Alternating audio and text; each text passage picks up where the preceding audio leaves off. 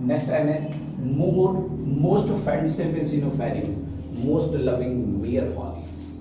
अच्छा ये क्या है, एम्बियंस कहता है कि मोस्ट फ्रेंडशिप, जो व्यक्ति यानी कि मित्रता का ज्यादा दिखावा करते हैं ना, मोस्ट फैनिंग वो लोग क्या कर रहे होते हैं, सिर्फ बहाने बना रहे होते हैं, उनका अपना कोई पर्पज होता है, वो सच्चे मित्र नहीं हो सकते।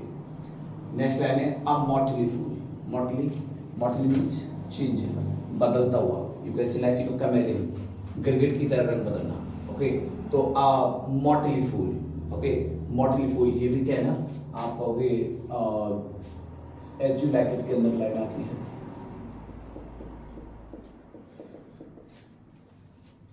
Men have died from time to time and worms have eaten them but not for love। अच्छा ये लाइन भी क्या है ना, एज यू लाइक इट की है, विलियन कहती है कि men have died from time to time, व्यक्ति जो है ना टाइम टाइम पर यानी क्या है व्यक्तियों की डेथ होती रही है, and worms have eaten them और कीड़ों ने उनको खाया है, और कीड़ों ने उनको खाया है बट नॉट फॉर लव, लेकिन प्यार के लिए नहीं। I pray you do not fall in love with me, do not fall in love with me for I am falser than who's made in wine। ये लाइन भी Rosalind कहती है जब उसका यानी क्या भेष बदला हुआ होता है और फिर भी उससे क्या है ना गैनीमीड के रूप में होती है और फिर भी उसे प्यार करने लगती है। ओके क्योंकि उसे मालूम है फिर भी तो उसे यानी क्या एक व्यक्ति समझ रही होती है, लेकिन वो भी एक लड़की ही है, इसलिए उसे कहते हैं कि आई प्रे यू, मैं तुमसे यानी क्या है कहती हूँ, तुमसे विनती करती हूँ कि don't fall in love with me, अरे मुझसे आप यानी क्या है ये प्यार की मालवी में मत पढ़ो। आई एम फॉल्सर, मैं तो बिल्कुल झूठी हूँ। ओके मैं तो बिल्कुल झूठा हूँ। आई एम फॉल्सर, मैं तो बिल्कुल झूठा हूँ। किससे? देन हूज मेड इन वो वाइन, जिस प्रकार से यानी क्या है कि कोई भी हूज जानते हो बादे, प्यार में जो यानी क्या है बादे कस्में खाई जाती है, दैट इज कॉल्ड हूज। तो vows made in wine, wine का मतलब जब व्यक्ति यानी क्या शराब पी रहा होता है तो कोई भी बातें ले लो आप उनसे। ओके तो इसका कहने का मतलब क्या हुआ कि रोजालिंड यानी कि जो गैनीमीड की यानी क्या है रूप में है, उसके वेश में है, तो वो क्या कहती है कि भाई उसकी बातों पर तुम विश्वास मत करो क्योंकि वो तो उतनी झूठी है, ये बातें उसकी उतनी झूठी हैं कि कोई व्यक्ति शराब पी करके यानी कि कोई भी बातें कर देता है लेकिन निभाता नहीं वो। Men are April when they woo. Okay अच्छा ये भी यानी क्या है देखो रोजालिन की लाइन है और बहुत अच्छी लाइन है, क्या कहती है कि मेन आर अप्रैल, उसका मानना है कि व्यक्ति जो होते हैं ना वो अप्रैल के महीने की तरह होते हैं। कब? व्हेन दे वो, जब उन्हें किसी लड़की को यानी क्या फ्लर्ट करना होता है तो उस समय पर वो अप्रैल के महीने की तरह होते हैं। दिसंबर व्हेन दे वेड, जब वो शादी करते हैं तो बिल्कुल एकदम शांत हो जाते हैं, जैसे दिसंबर का भी ना सर्दियों में कैसा रहता है बिल्कुल शांत होता है, ठंडा पड़ जाता है, उसी प्रकार से वो भी शादी के टाइम पर बिल्कुल शांत ठंडे पड़ जाती हैं। मिड्स आर मे, जो मिड्स होती हैं जो लड़कियां होती हैं ना वो मई के महीने की तरह होती हैं व्हेन दे आर मिड्स, लेकिन कब तक होती है इसे? सिर्फ जब तक होती है जब तक वो लड़कियां रहती हैं। But the sky changes when they are wives, लेकिन एक बहुत बड़ा परिवर्तन होता है जब वो वाइफ्स बन जाती है। ओके जब वो मैट्स रहती हैं, ओके आप कहोगे अनमैरिड रहती हैं, तब तक तो वो यानी क्या है मई के महीने की तरह होती है, लेकिन जैसे ही उनकी शादी होती है तो शादी होने के बाद से उनमें बहुत बड़ा परिवर्तन, स्काई चेंज का मतलब समझते हो, बहुत बड़ा परिवर्तन, बहुत बड़ा परिवर्तन होता है, पूरी दुनिया बदल देती है।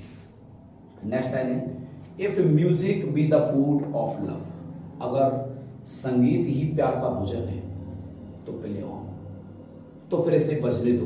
कौन कहता है? ड्यूक ऑर्शिनो कहता है।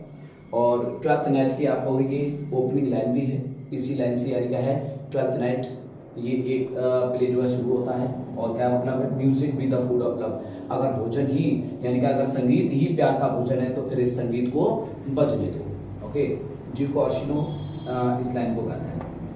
Many a good hanging prevents a bad marriage, तो क्या मतलब है? Many a good hanging prevents a bad marriage, यानी कि कभी कभी क्या होता है गुड हैंगिंग ओके क्या कर देता है? प्रिवेंट्स का मतलब रोक देता है, किसको रोक देता है? Bad marriage. ओके यानी जैसे कहावत के तौर पर आप लोगों ने सुना हो, कहते हैं ना कि कानी के ब्याह के 900 जूठे, वो यही मतलब है कि many a good hanging, okay many a good hanging prevents bad marriage. कौन कहता है? पीस्टे कहता है। नेक्स्ट लाइन है some are born great, okay some are born great, some are born great, some achieve greatness, कुछ लोग तो पैदा होते हैं तो महान होते हैं, यानी कुछ लोग तो महान ही पैदा होते हैं, सम अचीव ग्रेटनेस, कुछ लोग महानता को हासिल करते हैं, and some have greatness thrust upon them, और कुछ लोगों पर तो महानता थोप दी जाती है। नेक्स्ट लाइन है, a young man married is a man that's marred. क्या मतलब है कि अ यंग मैन मैरिड, एक यानी कि युवा व्यक्ति जो कैसा हो, मैरिड हो, शादीशुदा हो, उसकी शादी हो गई हो, इज अ मैन, एक ऐसा व्यक्ति है दैट इज मार्ड। मार्ड को जानते हो, जिसका सब कुछ यानी क्या है, मामला बिगड़ चुका हो, यानी जिस किसी यंग पुरुष की यानी कि शादी हो गई तो समझाओ उसकी तो लाइफ बर्बाद हो गई, बेकार हो गई, ओके दैट इज मार्ड। ये लाइन भी आप देखोगे तो इनको पैरॉल्स कहता है, all spell that ends by she now leans, she how leans, ये हाउ है, सी हाउ लीन्स हर चीज, देखो वह अपने गालों पर किस प्रकार से झुक करके यानी क्या है बैठी हुई है, अपॉन हर हैंड, यानी उसकी गाल जो है ना उसके अपने हाथों पर किस प्रकार से रखे हुए हैं। ओ that I were a globe, काश मैं एक ग्लोब होता जो उसके हाथ पर यानी क्या है लगा होता, अपॉन दैट हैंड का मतलब उस हाथ पर, काश मैं एक यानी क्या है ग्लोब होता जो उसके हाथ पर होता, that I might touch that cheek, जिससे मैं क्या कर पाता, उस यानी क्या है उसकी गाल को टच कर पाता, उससे छू पाता। ये कौन कहता है, रोमियो, जो कि इस समय पर यानी क्या है जूलियट के प्यार में डूबा।